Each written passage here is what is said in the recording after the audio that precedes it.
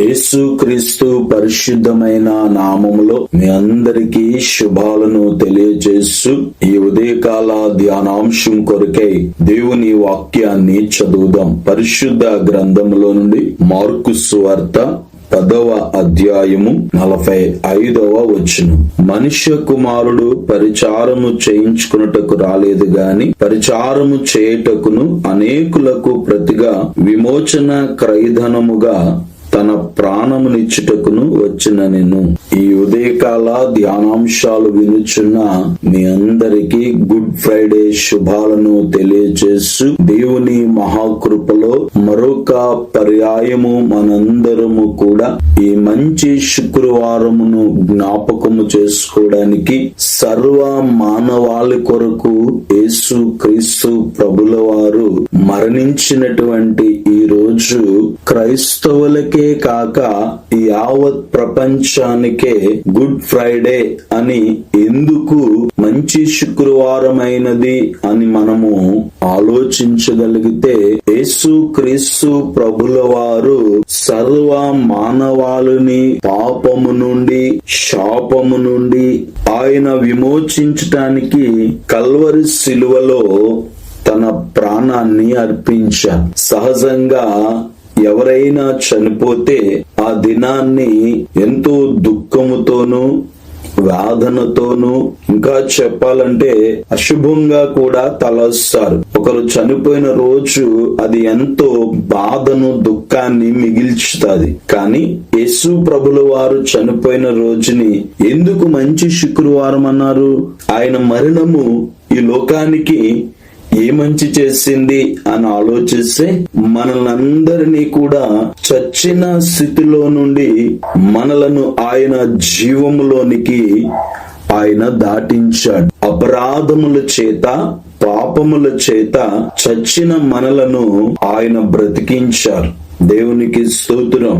యేసుక్రీస్తు ప్రభుల వారి యొక్క మరణ దినాన్ని ఎందుకు మంచి శుక్రవారం అంటున్నారంటే ఆయన మరణముతో అంతమవలేదు, కానీ ఆయన మరణము తర్వాత పునరుద్ధానుడై ఆయన పునరుద్ధానము ద్వారా ఈ భూమి మీద సంఘము ఏర్పడి దినదినము అభివృద్ధి చెందుతూ అనేక మంది పాప శాపముల నుండి విమోచింపబడి సంఘములో చేర్చబడుతున్నారు, నిత్య రాజ్యానికి వారసులుగా మారుతున్నారు. యేసు క్రీస్తు ప్రభుల వారు పాపం ఎరగని వాడైనా పాపము చేయని వాడైనా పాపము లేనివాడు అయితే అందరి పాపము ఆయన మీద మోపబడ్డది.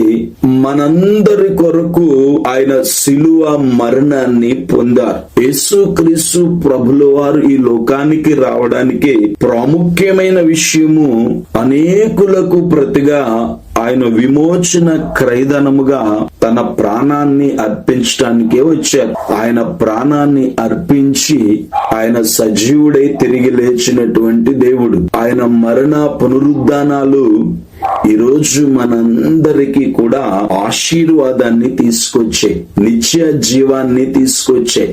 సహోదరి సహోదరుడా, ఇంకా మీరు ప్రభువును నమ్ముకోకపోతే ఈ ఉదయకాలము ప్రభుయందు విశ్వాసం ఉంచండి. ఆయన ఒక్కడు మాత్రమే పాపము లేనివాడు, పరిశుద్ధుడైనటువంటి దేవుడు. ఆయనే మనందరినీ కూడా పాపము నుండి ఆయన విమోచించగలిగిన వాడు, విడిపించగలిగినటువంటి వాడు.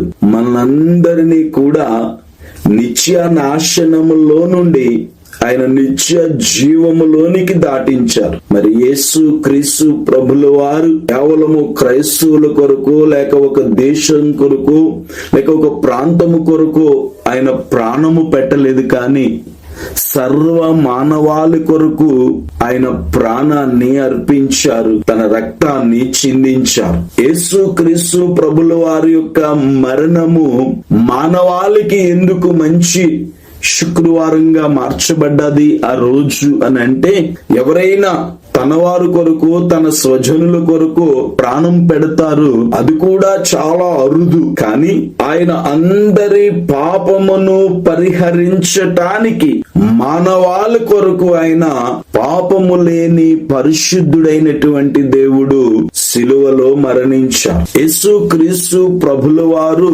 సిలువలో మరణించక ముందు ఆయన సిలువ మీదుండి 7 మాటలను ఆయన మాట్లాడారు. ఆయన మాటలు శక్తి కలిగినవి. ఆయన మాటలను ఎవరైతే వింటారో, ఆయన మాటలకు విధేయత చూపిస్తారో వారి జీవితాలు ఆశ్చర్యకరంగా మార్చబడి అనేక మందికి ఆశీర్వాదకరంగా మార్చబడతారు. అంత మాత్రమే కాదు గాని అనేక మందికి నిత్య జీవాన్ని కలగచేసినవి ఆయన మాటలు.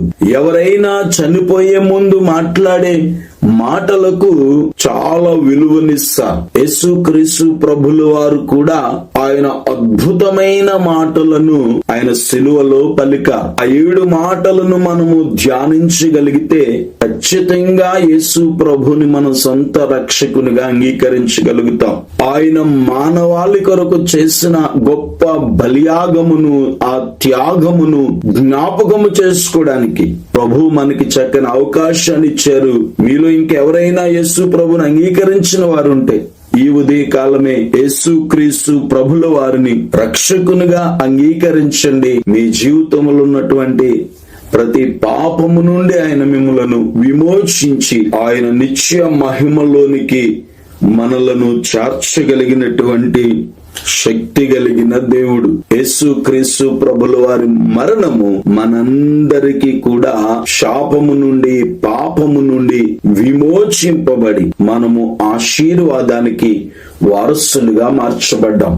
నిత్య జీవానికి మనలను యోగ్యులుగా చేసింది యేసు శిలువ మరణం. ఆయన యందు విశ్వాసం ఉంచుదాం. ఈ ఉదయ కాలం దేవుడు మీ అందరి జీవితాలలో అద్భుతమైన కార్యాలను దేవుడు జరిగించునుగాక. ఆమేన్. ప్రార్థన చేసుకుందాం. మహాపరిశుద్ధుడా, ప్రేమ కలిగిన మా తండ్రి, మీకు వందనాలు, స్తుతులు, స్తోత్రాలు చెల్లిస్తున్నాం నాయన. మా అందరి పాపములు మీ మీద మోపబడ్డాయి నాయన. మా అందరి పాపములను బట్టి మీరు నలగగొట్టబడ్డారు, మీరు శ్రమ పడ్డారు, మీరు మొత్తబడ్డారు, మా కొరకే సిలువ భారాన్ని మోశారు. మా అందరి పాపములను బట్టే మీరు సిలువకు మేకులతో కొట్టబడ్డారు. మా పాపములను బట్టే మీరు సిలువ మరణము పొంది, మరణమును జయించి మీరు తిరిగి లేచి మా అందరి జీవితాలలో మీరు కలగచేస్తున్నటువంటి ఈ నిత్య జీవాన్ని బట్టి మిమ్మల్ని స్తుతిస్తూ ఉన్నాము, ప్రార్థిస్తూ ఉన్నాము. మా ఎడల మీరు చూపిన అమితమైన ప్రేమ కొరకే మీకు కృతజ్ఞతలను చెల్లిస్తూ ఈ ఉదయకాల ధ్యానాంశాలు వినుచున్న బిడ్డలందరినీ దీవించమని, నేను ఎరగని బిడ్డలు ఎవరైనా ఉంటే, ఇంకా మిమ్మల్ని అంగీకరించిన వారు ఈ ఉదయకాలమే అంగీకరించగలిగినట్లు మీ సిలువ విలువను, మీ సిలువ త్యాగమును ప్రతి ఒక్కరూ అర్థం చేసుకోగలిగినట్లు, మీ అందు విశ్వాసం ఉంచగలిగినట్లు మీరే సహాయము చేసి మేలు చేసి మహిమ పొందమని యేసు దివ్య నామములో ఈ మనవులు అడుగుచున్నాను పరమ తండ్రి. ఆమేన్.